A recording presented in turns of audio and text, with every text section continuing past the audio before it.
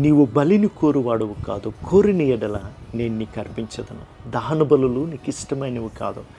విరిగిన మనస్సే దేవునికి ఇష్టమైన బలి. దేవా, విరిగి నలిగిన హృదయమును నీవు అలక్ష్యము చేయవు. 51 కీర్తనలో 16-17 వచనాల్లో కీర్తనకాడు పశ్చాత్తాపడుతూ రాసిన కీర్తన ఇది. పాపములో పడిపోయినప్పుడు దేవుడు దూరం అయిపోయాడు, దేవుడు ఇంకా మరలా ఈయన్ని లక్ష్య పెట్టడు అని జనులు చెప్పుకుంటున్నప్పుడు ఆయన తిరిగి దేవునితో చెప్తున్నాడు. దేవుని యొక్క కనికరం ఎంత గొప్పదో మరొకసారి ఈ కీర్తన చెప్తుంది. దేవుడు పడిన వారిని ఉద్ధరించేవాడై ఉన్నాడు, లేవనెత్తువాడై ఉన్నాడు.